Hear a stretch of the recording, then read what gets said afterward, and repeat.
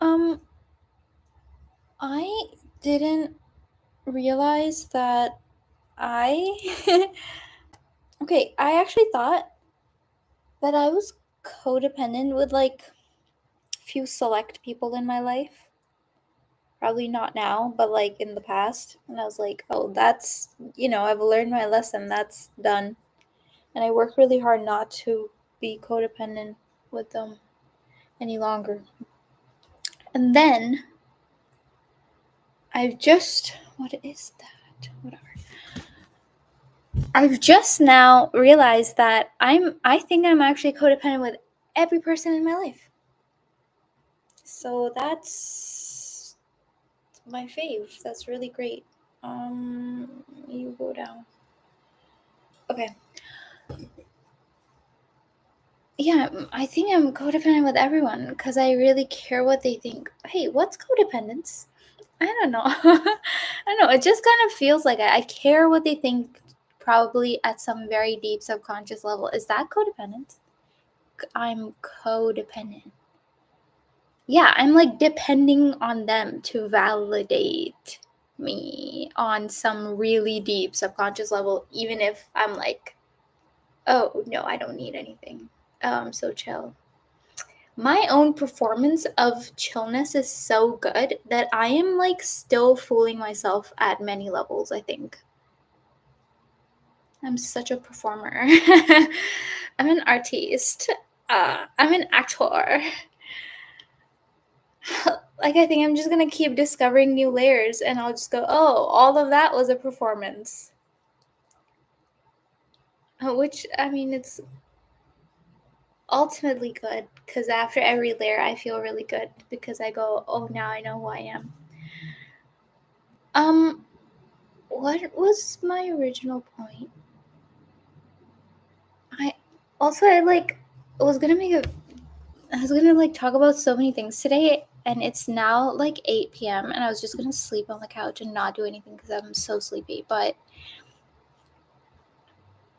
it's really essential for me to talk about one thing.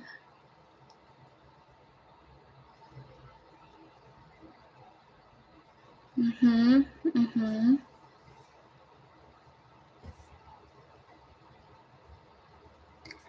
I don't think I have like a follow-up thought to the codependent thing. Do I?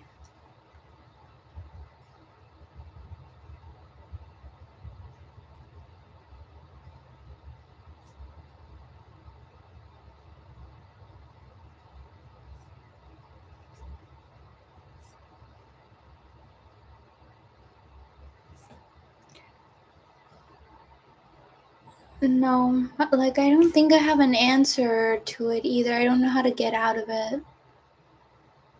Because it's so subconscious. I think like me being aware of it is getting out of it probably, and then I'll just be aware of it every single time and I'll go, oh, right, and then one day it won't be there. That's how it's happened for every other thing.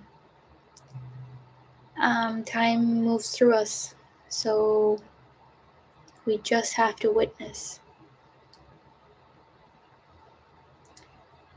Here's what I was thinking about is that we don't witness enough, you know, like our brains are too fast for us. Like, and I speak for every single person. People I haven't met, people I have met, people online, people not online. Me, of course. Our brains are too fast for us because anytime we see anyone, anytime something happens, anytime someone says something online or not online, anytime we see a video, it's like the thing hasn't even like happened. It's like not even the end of the video, and people are like already leaving a comment going like, how could you, like, you're the worst, you did this wrong, or so stupid, whatever, insert anything here.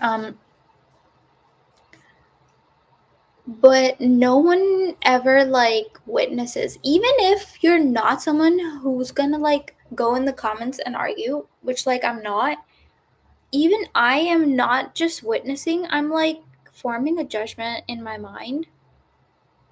I'm going like good or like not good or like, oh, I don't relate or like I do relate. Like I'm forming an opinion. I totally understand that a lot of people will hear this. Well, I don't think a lot of people will hear this. No. In in an alternate reality, maybe if people hear this, maybe if like 2 people hear this, I think 50% of them, so 1% is gonna be like, but forming opinions is like a sign of intelligence. Sure. I think like everyone's like, you need to have an opinion on everything. Do you? I don't know. But my point is, you don't learn through forming opinions. I mean, you do. You do learn a few things, but I think there needs to be a really good balance. That's not even my point. My point is, I think we're forming too many opinions all the time. I think that's our default state. I don't think that should be our default state. I think the default state needs to be witnessing. Because we're not allowing the experience of people. And that can only happen through witnessing. And we can only build that skill of like creating safety for other people to exist if we can witness. And that is a skill. And it's like severely lacking. I don't know anyone who does that actually. Do I know? Like, including me, obviously. I really want to work on it. It's like an ideal thing. I want to witness everything. But I think my codependency and anxiety gets in the way, and like, you know, the very, very hidden subconscious layer that like secretly wants something from someone. And the reason we don't just witness is because we want to belong to, like, we want to belong. And through like our kind of definition, our definition of belonging is like kind of skewed in the sense that by belonging, we are saying that other people don't belong. Like a few cannot belong. Like our definition of belonging currently is like societally is like creating separation and feeding into that concept of separation, whereas true belonging is like everyone belongs. You can't not belong. You fundamentally belong. The minute you are conceived, you belong. You belong before conception. You belong because you're here. Like you're a life form. And so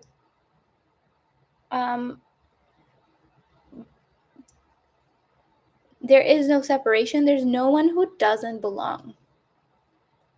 And you're obviously a part of that. But the reason we judge is because we're like when we judge anything outside of us, it's like secretly a judgment of ourselves. It's very secret.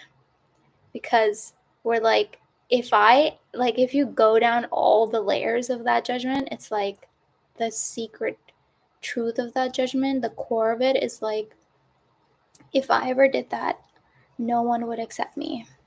If I ever did that, I would never forgive myself. Something like that. And everyone has like a different threshold for what they judge and what they don't. But that core truth is like, I can't do that. So that truth becomes something like, how dare they do that if I can't? Or no one should do that. That's scary. Like, they won't belong then. Oh, I have to warn them. It's like you can even have good intentions through it, but it's still judgment, and it's still judgment from a very skewed perception of belonging. So all of it is a little bit not the truth. Like all of it just feels like an illusion.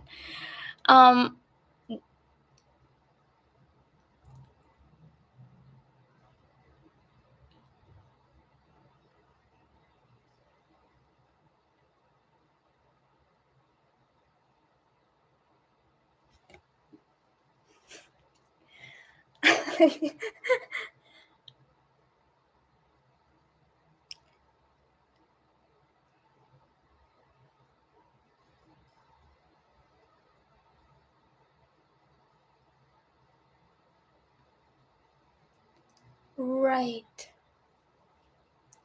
And I think if we're able to witness, then we're able to get closer to the truth of belonging without separation. And then it removes that, what is it called? It removes like the cause, the main cause. I don't know what I was going for, but it removes the main cause. The main cause is we want to belong, and it's like almost a moot point. No, the feeling is real and it's valid, and I'm not trying to dismiss that. Again, all of this applies to me too. Everything I say is for me. Because, again, no one will watch this. There will be one view, and it'll be me. um,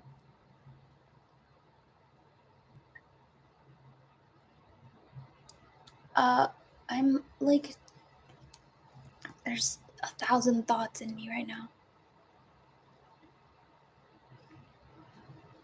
The cause is that we want to belong, but it's a moot point because we are born belonging already.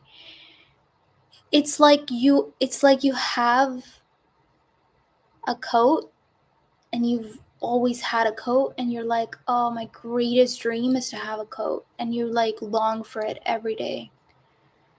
And it's like the coat is in your closet, you just haven't looked.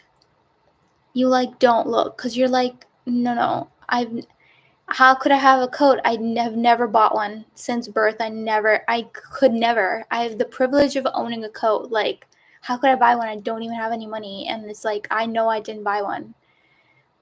But you didn't need to because you always had a coat, and everyone's born with a coat.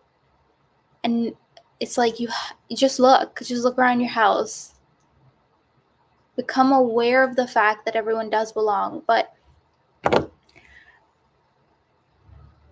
once we start witnessing, we see that, and then there's no need for judgment, because there's like the central pin has been removed, because you're like, oh, there's no need for judgment because there's no need for me to belong because I already belong. Right? Yeah. The other thing is, I think we like judge and fight and like try to look cool or whatever, try to appear intelligent by arguing, because, again, to belong, because we're like, that's what all the intelligent people do, and that's who I am, that's what I'm gonna do. But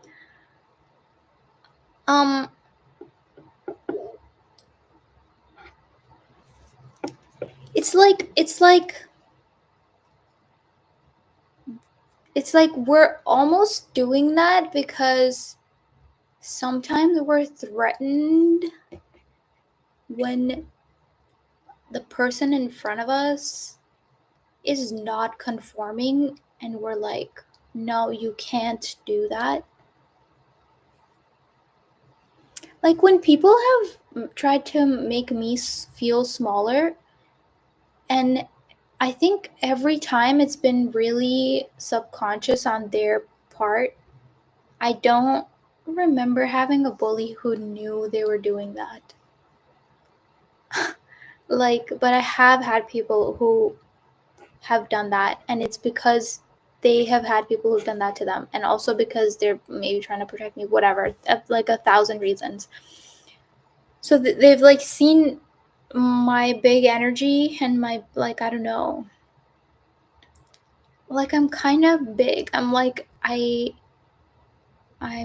loud for sure. My opinions are very like I say what I think, and I say what I like. It's not like I don't think I go like, that's ugly. but I mean more like I don't hem and haw if I'm like actually being myself. And when people see that, and I'm kind of direct about like what I'm thinking, what I want, and how I like approach things, and I ask people for what I want, but like directly and not in like a roundabout way, because I don't like wasting anyone's time, because I just want to have a good time most of the time. Um, and like I don't think I'm naturally I don't yeah, I don't think I'm naturally a performer. I had so like a learned habit that I'm now unlearning. But before I learned performing, some people would encounter my energy and they'd be threatened, and they'd use shame to sort of make me smaller, or use judgment to make me feel smaller. And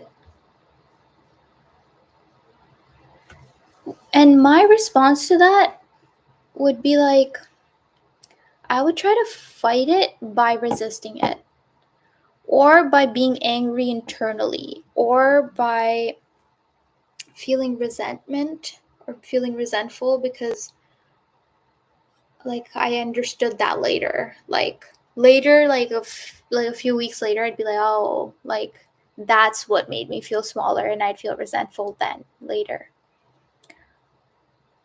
But the whole time, I could see that this whole like dynamic playing out of like they're a little bit scared around me and they can't handle it, so they're trying to make me smaller.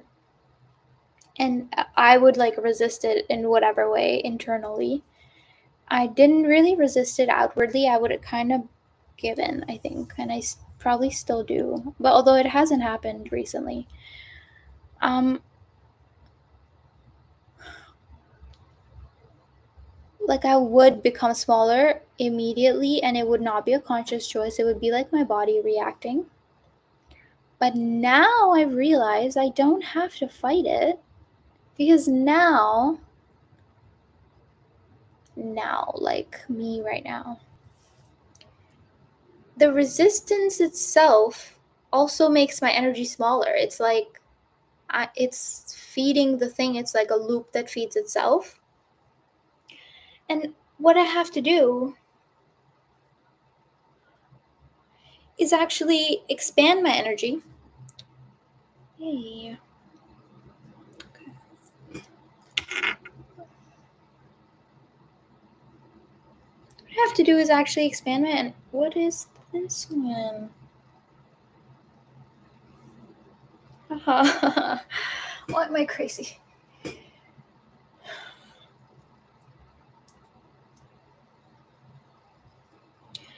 What I have to do is expand my energy to encompass their fear.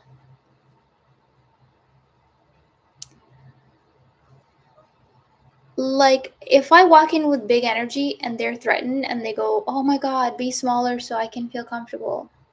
And again, it's really subconscious.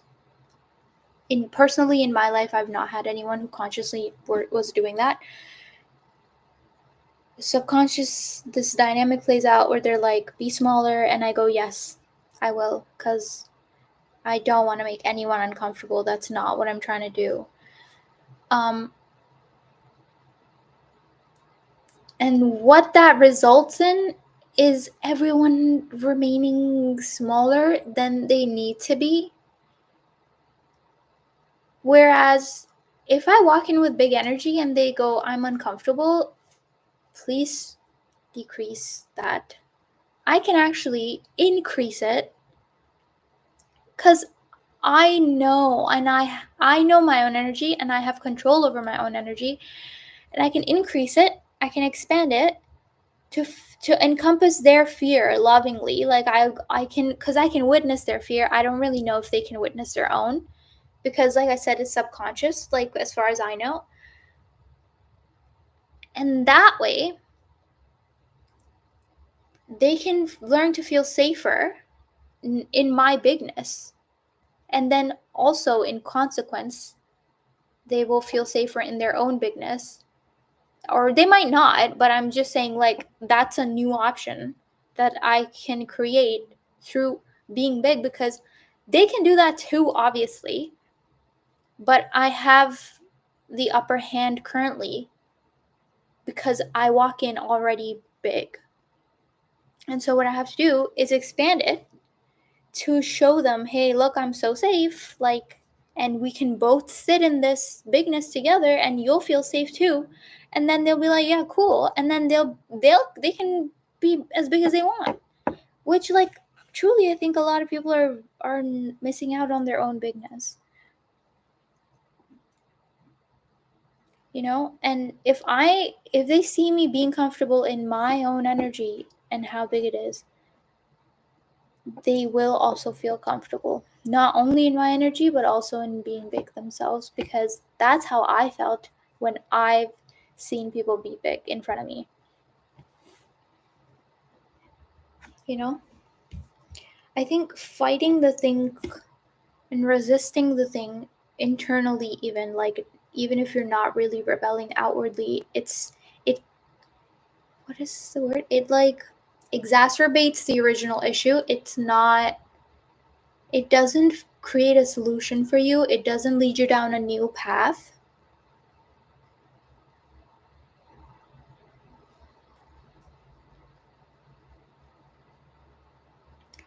It To walk down a new path, you have to look at the third option.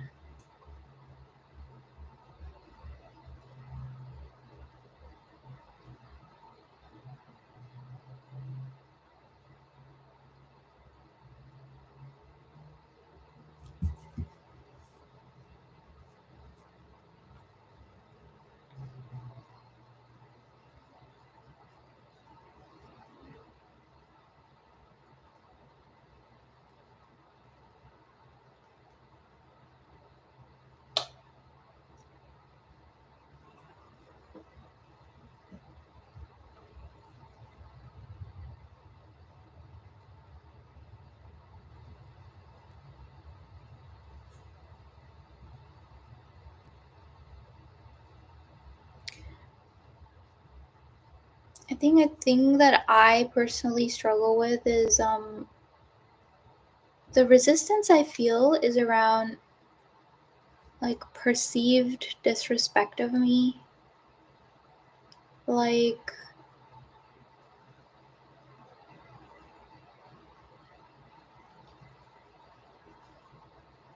I'm probably making a lot of them up in my head, like, I'm hyper aware of their expressions or whatever.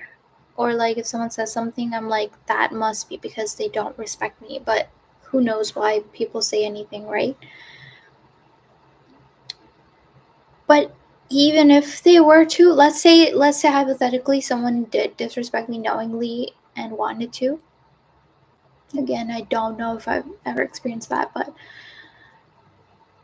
um I feel so angry, like, and I've talked to my friend about this too.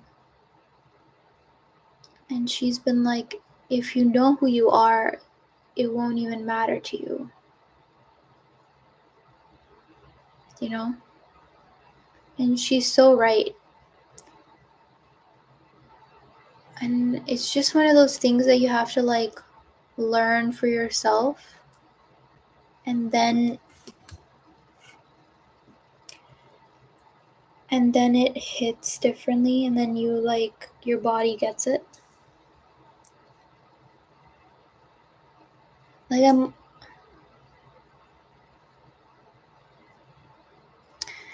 I see a lot of, no,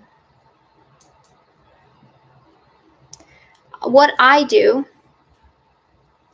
I think, is I replay the events over and over and over, which I'm also trying not to do.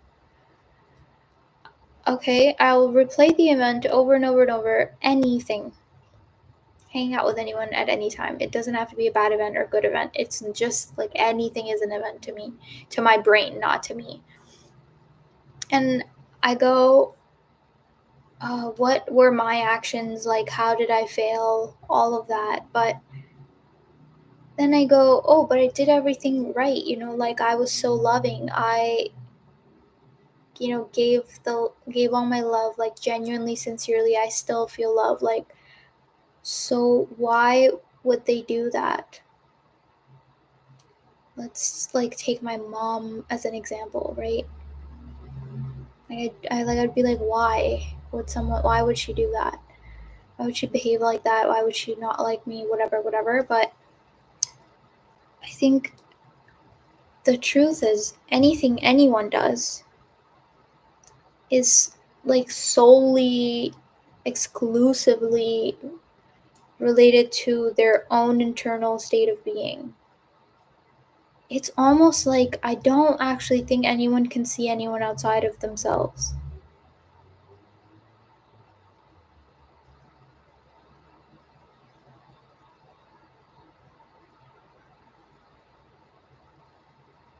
Like, it is true that everything is a reflection of us. Obviously, yes, that's true. But no one like sees you. That's really sad. It's like hopeless. But no, I don't mean it like that. I mean more like there are different things that you can really talk about here. One, that a lot of people are not living really aware lives. Are we like really conscious about everything? Are we intentional about everything? Everything? A lot of the time, no. So that's one. Number two, because of that, the more unconscious and unaware we are, the more on autopilot that we are, the more we project, the less we see outside of ourselves. And so, and also,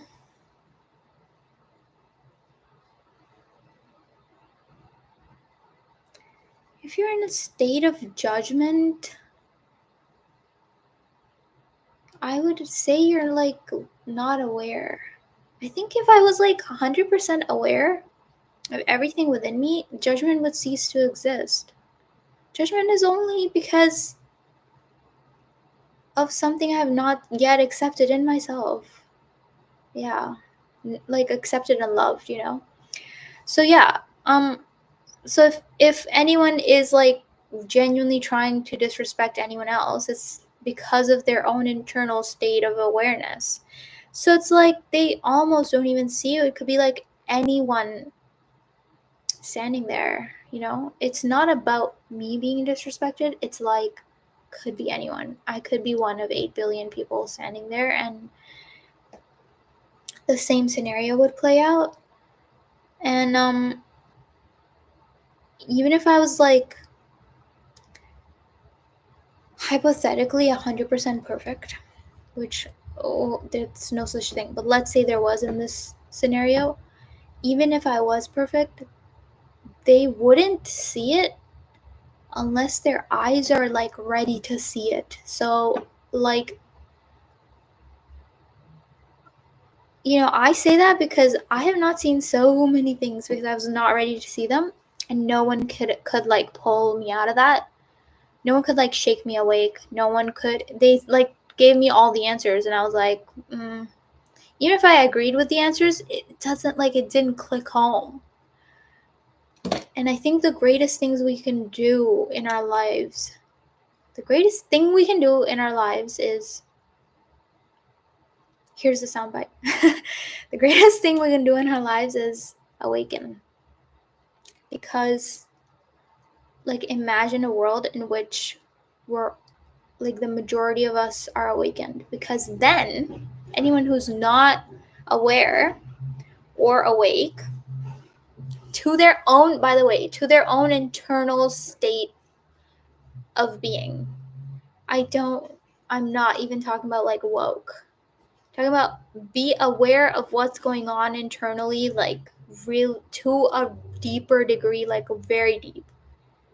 See, witness.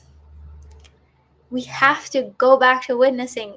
It's a skill that we have to learn. If 90% of everyone on planet Earth was aware of their internal state, the 10% who are not yet aware would look around and become aware faster. They would just learn to be aware faster. It would be part of like the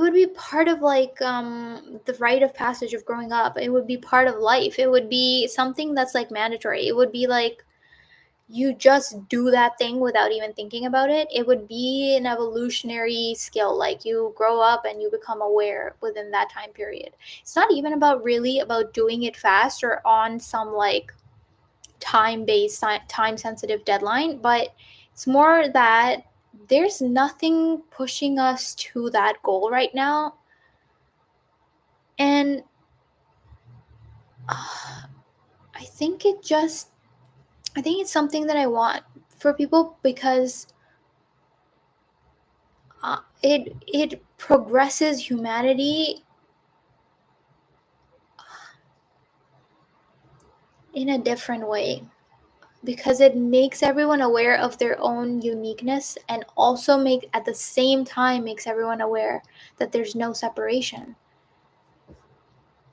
And right now I think people are not aware of either of those things, and they're like unhappy and they don't know how to be happy, and it's like it's the blind leading the blind, and there's nothing in set in place in our society to push us towards awareness.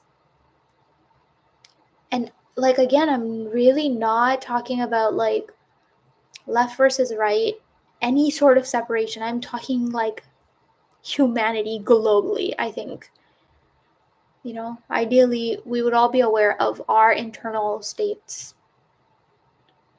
All separation starts within, because separation does not exist in nature. It doesn't exist out here. It is not. It is a man-made concept. I'm a genius. It is a man-made concept. Wow, separation is a man-made concept. No, it really, really is. A tree would never look at another tree and go, "You're separate." It doesn't look at an ant and go, "You're something different to me." It just doesn't. Like everything on Mother Earth like lives in harmony. It is like one life force, except for us. No, we're part of it, but we've forgotten it. Wow.